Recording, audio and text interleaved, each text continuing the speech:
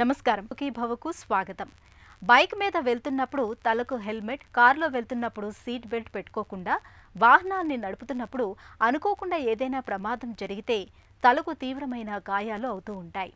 మన శరీరంలో మిగిలిన భాగాలకు గాయాలు కావటం వేరు, తలకు గాయాలు కావటం వేరు. కీలకమైన తలకు దెబ్బలు తగిలి గాయాలు అయినప్పుడు సకాలంలో సరైన వైద్యం అందకపోతే ఏకంగా ప్రాణాలకే ముప్పు ముంచుకొస్తుంది. మనలో చాలామంది తల గాయాల విషయంలో ఉదాసీనత చూపిస్తూ ఉంటారు. దెబ్బ తగిలి రక్తస్రావం అయితేనే ప్రమాదమని, రక్తస్రావం లేకపోతే నిశ్చింతగా ఉండొచ్చని అనుకుంటారు. నిజానికి తలకు తగిలే దెబ్బలు, గాయాల విషయంలో రక్తస్రావం ఉన్నా లేకున్నా ఆసుపత్రికి వెళ్లటం అవసరమని చెబుతారు డాక్టర్లు.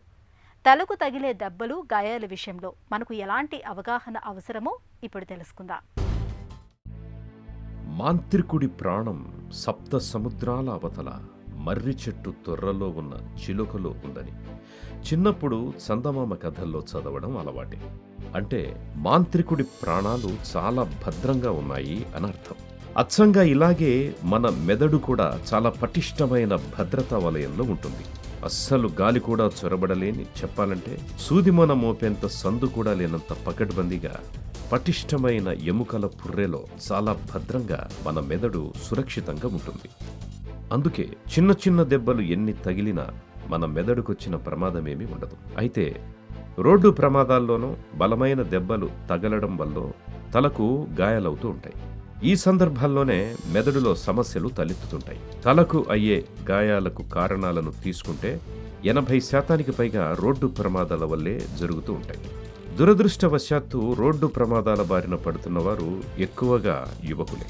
ర్యాష్ డ్రైవింగ్, వేగంగా వాహనాలు నడపడం, బైక్ పోటీలు పెట్టుకోవడం, హెల్మెట్స్ ధరించకపోవడం లాంటి కారణాలు ఎక్కువగా ఉంటున్నాయి. హెడ్ ఇంజరీస్ అనేది చాలా కారణాలు ఉంటాయి, చాలా రకాలుగా కూడా ఉంటాయి అన్నమాట. సో హెడ్ ఇంజరీ అనేది మనకి దెబ్బ తగలడం వల్ల జరగవచ్చు. ఈ దెబ్బ తగలడం వల్ల జరిగినప్పుడు ఏంటంటే కంకషన్ ఇంజరీస్ అనేది చాలా ఫ్రీక్వెంట్గా చూస్తూ ఉంటాం. కంకషన్ ఇంజరీ అంటే ఏంటంటే మెదడుకి దెబ్బ తగిలినప్పుడు కొంచెం షేక్ అయినట్టుగా అవుతూ ఉంటుందన్నమాట. అప్పుడు పేషెంట్ కొంచెం కన్ఫ్యూజ్ స్టేట్లో ఉండడం కానీ, చెప్పిందే రిపిటేటివ్గా చెప్పడం కానీ, కొన్నిసార్లు కొంతసేపు అన్కాన్షియస్ అయ్యి మళ్ళీ స్పృహలోకి రావడం కానీ, ఇట్లా చాలా సింపుల్ సిమ్టమ్స్తోనే ప్రజెంట్ అవుతూ ఉంటారు. కొన్నిసార్లు మెదడులో దెబ్బ తగలడం వల్ల బ్లీడింగ్ అవుతుంటుందన్నమాట. వీటిని హిమటోమాస్ అంటాం. సో ఈ హిమటోమాస్లో కూడా మళ్ళీ రకాలుగా ఉంటాయన్నమాట. ఎక్స్ట్రా డ్యూరల్ హిమటోమా అంటాం, సబ్డ్యూరల్ హిమటోమా అంటాము, కంట్యూజన్స్ అంటాము. సో ఇట్లా కొన్ని రకాల ఇంజరీస్ ఉంటాయన్నమాట. కొన్ని సిచ్యువేషన్స్ ఎట్లా ఉంటాయంటే తలకు దెబ్బ తగిలిన తర్వాత సిటీ స్కాన్ కనుక మనం చేస్తే రోగి లక్షణాలు బట్టి సిటీ స్కాన్ నార్మల్ ఉండొచ్చు, కానీ పేషెంట్ అన్కాన్షియస్ స్టేట్లో ఉంటారనమాట. దీంట్లో ఏం జరుగుతుందంటే మెదడులో ఉండే చిన్నపాటి నరాలు డ్యామేజ్ అయిపోతాయన్నమాట. వీటిని డిఫ్యూజ్ యాక్సోనల్ ఇంజరీస్ అంటాం.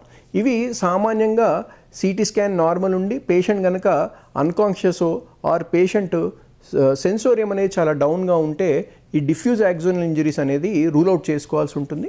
దానికి అవసరం పడినప్పుడు మనము ఎంఆర్ఐ చేసుకోవడం జరుగుతూ ఉంటుందన్నమాట. సో దాంట్లో మనకి బయటపడతాయి. సో అటువంటి సందర్భంలో దానికి కావాల్సిన చికిత్స అనేది మనం చేయడం జరుగుతూ ఉంటుంది. చాలా ఫ్రీక్వెంట్గా ఈ హెడ్ ఇంజరీస్ అనేవి రోడ్ ట్రాఫిక్ యాక్సిడెంట్స్లో ఈ మధ్యకాలంలో చాలా పెరిగిపోయినాయి. సునామీ వస్తే సముద్రం ఎలా వణికిపోతుందో, భూకంపం వస్తే నేల ఎలా కంపిస్తుందో అచ్చంగా అలాగే రోడ్డు ప్రమాదాల్లో మన మెదడు, శరీరం కూడా చిగురుటాకులా వణిగిపోతాయి. కొన్ని రోడ్డు ప్రమాదాల్లో తలకు బయటకు కనిపించేలా పెద్దగా గాయం లేకపోయినప్పటికీ తల తీవ్రంగా అదిరిపోయినట్టు అవుతుంది. ప్రమాదంలో తలకు తక్కువ స్థాయిలో గాయాలైనప్పుడు లక్షణాలు వెంటనే కనిపించకపోవచ్చు. గాయం పెద్దగా కనిపించినప్పటికీ, రక్తం బయటకు రాకపోయినప్పటికీ దెబ్బ తాలూకు ప్రభావం వేరే లక్షణాల రూపంలో కనిపించవచ్చు. తలనొప్పి, అయోమయంగా అనిపించడం, తల తేలికగా ఉన్నట్టు అనిపించడం, కంటి చూపు మసకబారడం, చెవుల్లో హోరు శబ్దం రావడం, నోటికి రుచి తెలియకపోవడం, బాగా అలసటగా ఉన్నట్లు అనిపించడం లాంటి లక్షణాలు కనిపిస్తాయి. నిద్రలో మార్పులు, జ్ఞాపక శక్తి తగ్గిపోవడం లాంటివి కూడా కనిపించవచ్చు. గాయాల తీవ్రత మరీ ఎక్కువగా ఉంటే బాధితుడు సెకండ్లలో స్పృహ కోల్పోవడం, తల నుంచి రక్తం కారడం, ముక్కు నుంచి రక్తం కారడం లాంటివి కనిపిస్తాయి. ఇటువంటి లక్షణాలు కనిపించిన వెంటనే ప్రాథమిక చికిత్స అందించి ఆసుపత్రికి తరలించాలి. సామాన్యంగా హెడ్ ఇంజరీ జరిగినప్పుడు పేషెంట్ లక్షణాలు మనం చూడాల్సి ఉంటుంది.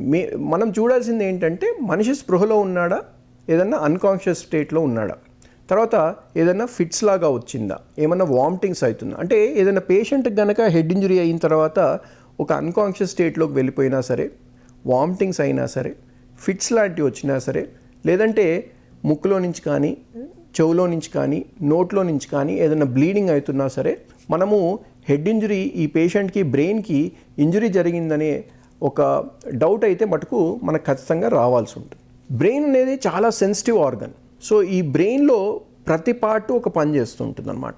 సో నుదుటి భాగం కొన్ని పనులు చేస్తాయి, కంటి భాగం కొంచెం కొన్ని రకాల పని చేస్తుంది, left half of the brain ఒక పని చేస్తుంది, right half of the brain కొన్ని పనులు చేస్తాయి. సో ఏ పార్ట్కి దెబ్బ తగిలింది, దాని డ్యామేజ్ ఎలా ఉంది, దాన్ని కోలుకునే గుణం మళ్ళీ ఏర్పడుతుందా లేదా అనే దాని మీదనే మనకి అవుట్కమ్ అనేది కూడా దాని మీద ఆధారపడి ఉంటుంది అనమాట. కొన్ని సిచ్యువేషన్స్ ఎట్లా ఉంటాయంటే పెద్ద పెద్ద బ్లీడింగ్స్ ఉంటాయి, కానీ పేషెంట్ స్పృహలో ఉంటాడు. ఇటువంటిది వీలైనంత త్వరగా తీసేసి ఫాస్ట్గా దీనికి ట్రీట్మెంట్ చేయగలిగితే మోస్ట్ ఆఫ్ ది టైమ్స్ పేషెంట్స్కి ఎటువంటి దుష్ప్రభావాలు జరగవు. కానీ కొన్ని సందర్భాలు ఎలా ఉంటాయంటే చాలా వైటల్ ఆర్గన్స్ డ్యామేజ్ జరిగిందనుకోండి, మాట పడిపోవడం కానీ, కాల్చేయి పడిపోవడం కానీ, మెమరీ పోవడం కానీ, ఫిట్స్ లాంటివి రావడం కానీ, పేషెంట్ ఒక బెడ్ రిడన్ కండిషన్ అంటే ఒక వెజిటేటివ్ స్టేట్లో ఉండడం కానీ చాలా తరచుగా మనం చూస్తున్నాం. ఎస్పెషలీ ఈ రోడ్ ట్రాఫిక్ యాక్సిడెంట్స్లో చూసే ఇంజరీస్, ఎందుకంటే ఈ హై వెలాసిటీ ఇంజరీస్ ఇవన్నిట్లో ఏమవుతుందంటే ఈ పేషెంట్ ఫాస్ట్గా మనం ట్రీట్మెంట్ చేయలేకపోతున్నాము. అండ్ పేషెంట్స్ చాలాసార్లు ఏంటంటే మ్యాక్సిమం డ్యామేజ్ జరిగిపోతుంటుంది ఆ ఇంపాక్ట్ వల్ల.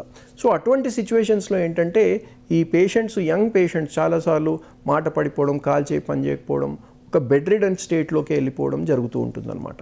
ఒకవేళ ఇటువంటి లక్షణాలు ఏర్పడినా పేషెంట్ వాటితో ఉన్నా సరే దీన్ని కోలుకోవడానికి మేము చెప్పే టైం ఎంత అంటే 6 months, 1 year. రోడ్డు ప్రమాదాల్లో తలకు అయ్యే గాయాల్ని మెదడుకు సంబంధించి ఒక చిన్నపాటి భూకంపంగా చెప్పుకోవచ్చు. ఇలాంటప్పుడు తలకు తగిలిన దెబ్బలు, గాయాల తీవ్రతను గ్లాస్గో గామా స్కేల్ ద్వారా అంచనా వేస్తారు. మెదడుకు అయిన గాయాల తీవ్రతను అంచనా వేసేందుకు మొత్తంగా ఎలాంటి పరీక్షలు అవసరమవుతాయో ఇప్పుడు తెలుసుకుందాం.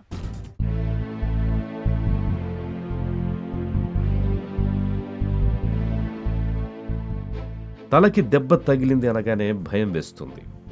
చూస్తున్న వాళ్ళు అనవసరంగా భయపడడం కన్నా కొన్ని జాగ్రత్తలు తీసుకోవడం అవసరం.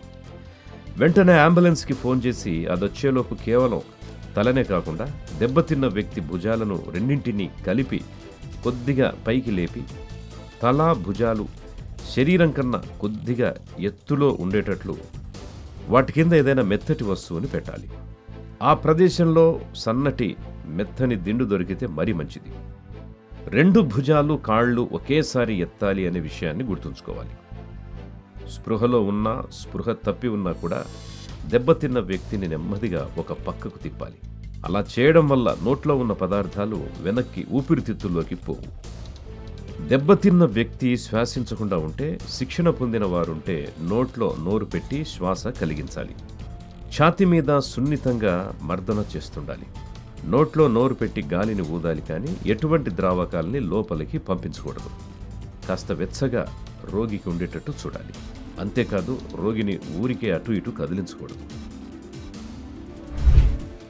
తలకి ఇంజరీ అయినప్పుడు ఫస్ట్ మనం చూడాల్సింది ఏంటంటే, సపోజ్ మనం వెళ్తున్నాం, ఏదైనా రోడ్ ట్రాఫిక్ యాక్సిడెంట్ జరిగింది, మనం ఫస్ట్ చేయాల్సింది ఏంటంటే పేషెంట్ ఎలా ఉన్నాడు, స్పృహలో ఉన్నాడా లేదా. అంటే చాలాసార్లు మనం కామన్ పీపుల్గా ఈ ట్రైనింగ్ ఉండదు కాబట్టి at least the first thing we can do is call for some help. అంటే ఏదైనా అంబులెన్స్ని పిలవడమో ఏదైనా చేయడం అనమాట. సో ఫస్ట్ పేషెంట్ని సేఫ్ గార్డ్ చేసుకోవాలి మనం. అంటే ఒకవేళ ఇంజరీ అవుతే ఎంత సేఫ్గా ఇంజరీ నుంచి మనం పేషెంట్ బయటికి లాగలుగుతామో ఆర్ లిఫ్ట్ చేయగలుగుతాము, అసలు ఆయన స్పృహలో ఉన్నాడా లేదా, ఇవి చాలా ఇంపార్టెంట్ ఉంటాయన్నమాట. ఒకవేళ కనుక పేషెంట్ అన్కాన్షియస్ ఉంటే మోస్ట్ ఆఫ్ ది టైమ్స్ ఏంటంటే మనకి నెక్స్ట్ ఏం చేయాలో అర్థం కాదు. అండ్ అప్పుడు అందుబాటులో ఉన్న చికిత్సా విధానాలు ఏవి కూడా మనకు అందుబాటులో ఉండవు అన్నమాట. సో ఒకవేళ కనుక పేషెంట్ స్పృహలో ఉంటే అప్పుడు మనము పేషెంట్ని కాలు చేతులు ఆడించమని చెప్పడము, లేదా ఒక బోర్డ్ లాగా, ఒక రిజిడ్ బోర్డ్ లాగా పేషెంట్ని లాగా లిఫ్ట్ చేయడానికి, అంటే తప్పకుండా దీనికి ఏదైనా మెడికల్ హెల్ప్ ఉంటే చాలా యూస్ఫుల్గా ఉంటుంది.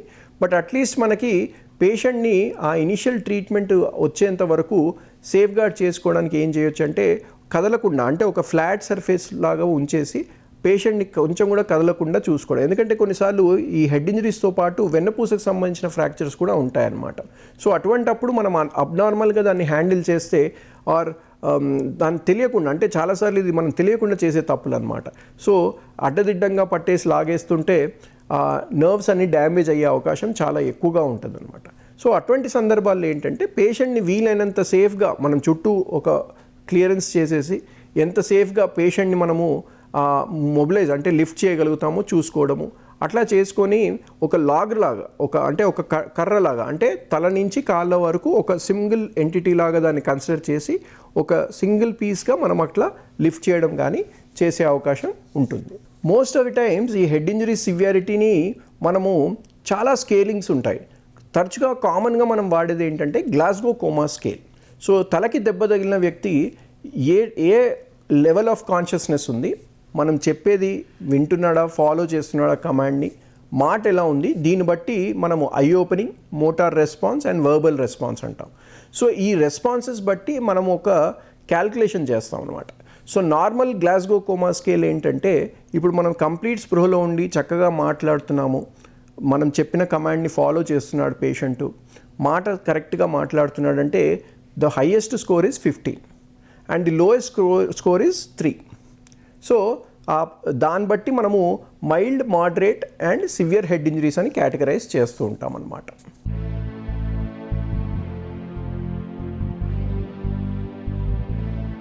మన శరీరంలో తలది, అందులో మెదడుది విశిష్ట స్థానమని అందరికీ తెలిసిందే. భద్రంగా ఉండే మెదడు అన్ని శరీర భాగాల చేత పనిచేస్తుంది, శరీర సమతుల్యతను కాపాడుతుంది. ఏ కారణంగానైనా మెదడుకు దెబ్బ తగిలితే మాత్రం మెదడు కణాలైన న్యూరాన్లు నశిస్తాయి. అయితే ఏదైనా ప్రమాదం జరిగినప్పుడు శరీరంలోని ఇతర భాగాలకు చెందిన కణాలు దెబ్బతింటే వాటి స్థానంలో కొత్తవి ఏర్పడతాయి. కానీ మెదడులోని న్యూరాన్స్ స్థానంలో కొత్తవి తయారు కావు. అందుకే ఇప్పటి వరకు ఇతర శరీర భాగాలను నడిపించే మెదడులోని న్యూరాన్లు నశించడంతో ఇతర అవయవాల పనితీరు కూడా దెబ్బతినే ప్రమాదం ఉంది. తలకు తగిలే దెబ్బ తీవ్రతను బట్టి కొన్ని అవయవాల పనితీరు దెబ్బతినడం దగ్గర నుంచి జ్ఞాపక శక్తిని కోల్పోవడం, చనిపోవడం దాకా రకరకాల స్థాయిల్లో నష్టం జరుగుతుంది. అందుకే తల గాయాల విషయంలో నిర్లక్ష్యం, అశ్రద్ధ ఏమాత్రం మంచిది కాదు. తల గాయాల తీవ్రతను నిర్ధారించేందుకు డాక్టర్లు సిటీ స్కాన్, ఎంఆర్ఐలతో పాటు గ్లాస్గో గామా స్కేల్ని ప్రామాణికంగా తీసుకుంటారు. పేషెంట్ని ఫస్ట్ మనం చూడాల్సింది ఏంటంటే క్లినికల్గా పేషెంట్ ఎలా ఉన్నారు, స్పృహలో ఉన్నారా, అన్కాన్షియస్ ఉన్నారా, మోటార్ రెస్పాన్స్ ఎట్లా ఉంది, వర్బల్ రెస్పాన్స్ ఎట్లా ఉంది. ఒకవేళ కనుక మనం ఈ పేషెంట్లో ఏదైనా డౌట్గా ఉంది, పేషెంట్ హెడ్ ఇంజరీ ఉంది, కొన్నిసార్లు మోడ్ ఆఫ్ ఇంజరీ కూడా చాలా ఇంపార్టెంట్. అంటే ఇప్పుడు హై వెలాసిటీ, ఇంట్లో ఏదన్నా కింద పడిపోయినాడు, తలకు దెబ్బ తగిలింది, మనకు మనిషి స్పృహలో ఉన్నాడు, వామిటింగ్స్ లేవు, ఫిట్స్ లేవు, ఒక చెవిలో నుంచి ముక్కులో నుంచి రక్తం ఏం రావట్లేదు అంటే కొన్నిసార్లు జస్ట్ అబ్జర్వేషన్ సరిపోతూ ఉంటుంది. కానీ ఒకవేళ పేషెంట్కి హెడేక్ వస్తుంది, వామిటింగ్స్ అయ్యాయి, కొంచెం అన్కాన్షియస్ స్టేట్లో ఉన్నాడు, తేడాగా మాట్లాడుతున్నాడు, తేడాగా బిహేవ్ చేస్తున్నాడు అన్నప్పుడు కొన్ని ఇన్వెస్టిగేషన్స్ సజెస్ట్ చేయడం జరుగుతూ ఉంటుందన్నమాట. సో ఈ ఇన్వెస్టిగేషన్స్ ఏం చేస్తామంటే the best and easily available investigation is a CT scan. So ఈ సిటీ స్కాన్లో ఇది ఎక్స్రేలోనే ఇంకా హయ్యర్ వర్షన్ అనమాట. సో ఈ సిటీ స్కాన్లో ఏం తెలుస్తుందంటే మనకి మెదడు ఎలా ఉంది, దాని చుట్టూ ఉండే పుర్రె ఎముక ఎలా ఉంది, దాంట్లోకి ఏమైనా బ్లీడింగ్ అయిందా, ఏమైనా ఫ్రాక్చర్స్ అయ్యాయా, సో ఇంకేమన్నా, అంటే కొన్నిసార్లు ఈ వాటర్ జామ్ అయిపోతూ ఉంటుంది. వాటర్ జామ్తో పాటు కొన్నిసార్లు రక్తనాళాలు చిట్లిపోయి బ్లీడింగ్ అవుతూ ఉంటుందన్నమాట. సో ఆ రక్తనాళాలు ఎలా ఉన్నాయి దాన్ని తెలుసుకోవడానికి కొన్నిసార్లు యాంజియోగ్రామ్స్ చేస్తాం. ఇట్లా కొన్నిసార్లు సిటీ స్కాన్ కావచ్చు, సిటీ స్కాన్తో పాటు కొన్నిసార్లు యాంజియోగ్రామ్ కావచ్చు. ఇవి most commonly done investigations. Most of the times ఏదైనా దీంట్లో ఉండే ఆప్షన్స్ ఏంటంటే మందుల ద్వారా చూడొచ్చా, లేదంటే ఏదైనా సర్జరీ అవసరం పడుతుందా అనేది మనం చూస్తూ ఉంటాం అనమాట. ఒకవేళ తలకి దెబ్బ తగిలింది, చెప్పుకోదగ్గ పెద్ద రక్తం కానీ హెమటోమాస్ ఏవైతే అంటామో చిన్న చిన్న బ్లీడ్స్ ఉన్నాయంటే సామాన్యంగా అది మందులతోనే మనము ట్రీట్మెంట్ ఇవ్వడం జరుగుతూ ఉంటుందన్నమాట.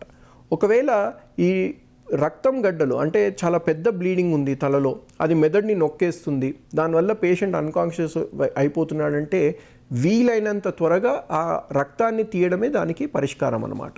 అంటే ఆపరేషన్ చేసి రక్తాన్ని తీసి కొన్ని సందర్భాల్లో ఏమవుతుంది అంటే ఆ డ్యామేజ్ వల్ల ఏంటంటే మెదడు వాచిపోతూ ఉంటుంది.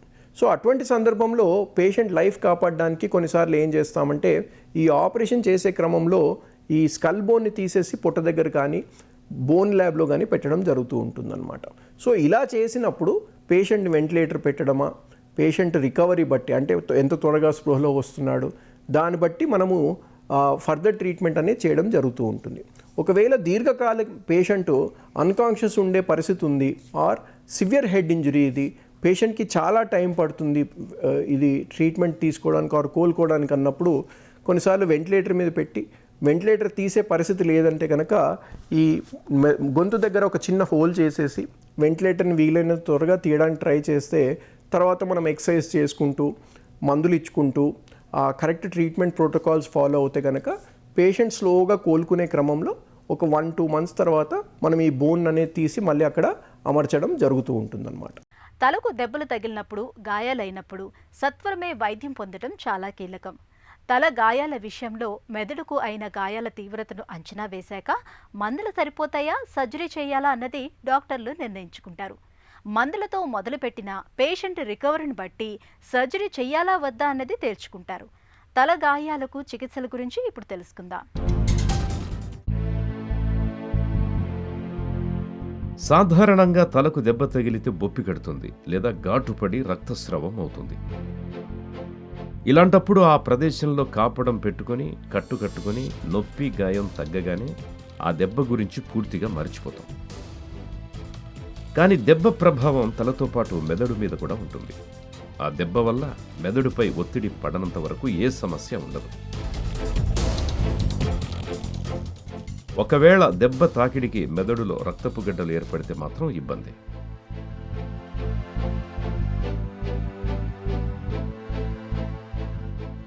రక్తపు గడ్డ ఏర్పడ్డ ప్రదేశం, పరిమాణాలను బట్టి ఇబ్బంది, తీవ్రత ఉంటాయి.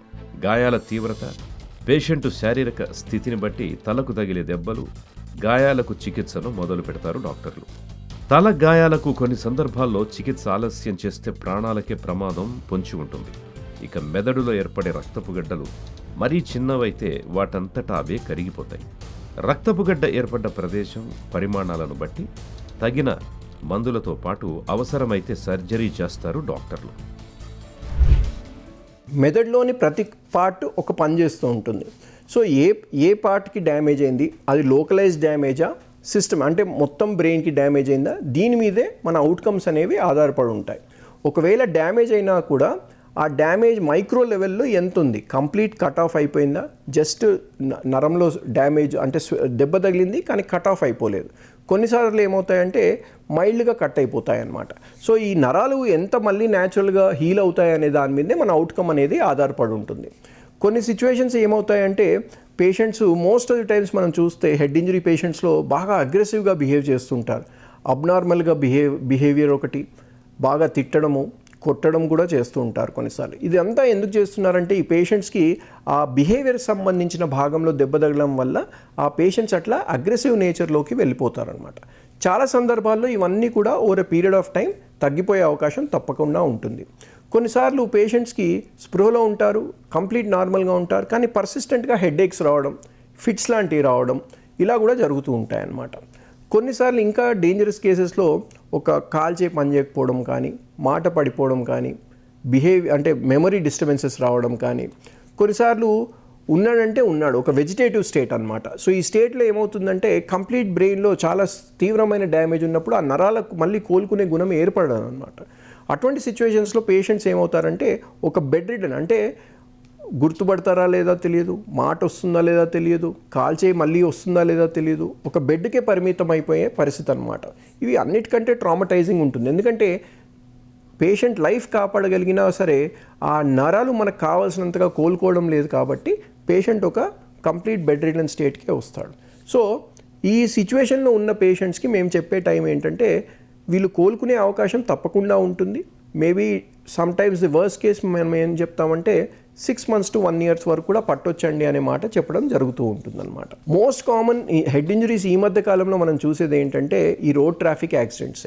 సో ఇటువంటి సందర్భాల్లో మనం కరెక్ట్గా ట్రాఫిక్ నియమాలను పాటించుకుంటూ హెల్మెట్ ధరించడం వల్ల లేదా సీట్ బెల్ట్స్ పెట్టుకోవడం వల్ల కానీ మన రోడ్ సేఫ్టీ చూసుకుంటూ ట్రాఫిక్ రూల్స్ని కరెక్ట్గా పాటిస్తే కనుక చాలా మటుకు మనం ఈ హెడ్ ఇంజరీస్ అనేది అవాయిడ్ చేయడం సాధ్యపడుతుంది. అలాగే మన వర్కింగ్ ప్లేసెస్లో మన అట్మాస్ఫియర్ ఎట్లా ఉంది, మన చైర్స్ ఎలా ఉన్నాయి, కింద వాటర్ పడకుండా జాగ్రత్త పడడం. సో ఇట్లాంటి చిన్న చిన్న చిట్కాలు చేసినా కూడా మనకు చాలాసార్లు ఈ హెడ్ ఇంజరీస్ జరగకుండా ఉంటుంది. ఇప్పుడు కన్స్ట్రక్షన్ సైట్లో ఉంటుంది. ఇప్పుడు పర్సనల్ ప్రొటెక్టివ్ ఎక్విప్మెంట్ అంటాం, పీపీఈ కిట్స్ అంటాం, పీపీఈ హెడ్ గేర్స్ ఉంటాయి, స్పైన్ గేర్స్ ఉంటాయి. ఇవన్నీ వాడడం వల్ల కూడా మనం ఈ హెడ్ ఇంజరీ ఒకవేళ జరిగినా సరే ఆ తీవ్రతను తగ్గించే అవకాశం తప్పకుండా ఉంటుంది. అంటే చెప్పే మాట ఏంటంటే మనము ఆ సిచ్యువేషన్లో కరెక్ట్గా మనం రూల్స్ ఫాలో అయ్యి మనం జాగ్రత్తగా ఉంటే చాలా మటుకు మనం ఈ హెడ్ ఇంజరీస్ని అవాయిడ్ చేయడం సాధ్యపడుతుంది. తలకు గాయాల విషయంలో చికిత్స కన్నా నివారణే అత్యుత్తమ పరిష్కారం. Prevention is always better than treatment. తలకు హెల్మెట్ పెట్టుకోవడం, సీట్ బెల్ట్ ధరించడం, తగినంత వేగంతోనే ప్రయాణించడం లాంటి జాగ్రత్తల్ని పాటించడం ద్వారా తలకయ్యే గాయాల్ని నివారించుకోవచ్చు. ఒకవేళ ప్రమాదవశాత్తు తలకేవైనా గాయాలైనా సాధ్యమైనంత త్వరగా డాక్టర్ని సంప్రదించి చికిత్స తీసుకోవడం ద్వారా మెదడుకు జరిగే నష్టాన్ని చాలా వరకు తగ్గించుకోవచ్చు. తలకు తగిలే దెబ్బలు, గాయాలు ఎప్పుడైనా మనకు ప్రమాదమే. తలకు దెబ్బలు తగిలినప్పుడు రక్తస్రావం జరుగుతున్నా, ఒకవేళ రక్తస్రావం జరగకపోయినా సరే వెంటనే ఆసుపత్రికి వెళ్ళి వైద్య సాయం పొందడం అన్ని విధాలా మేలు. ఇక ప్రయాణాలు చేస్తున్నప్పుడు తప్పనిసరిగా హెల్మెట్ ధరించాలి, సీటు బెల్ట్ పెట్టుకోవాలి. ఈ జాగ్రత్తలు తలకు తగిలే దెబ్బల్ని, గాయాల్ని చాలా వరకు నివారిస్తాయి.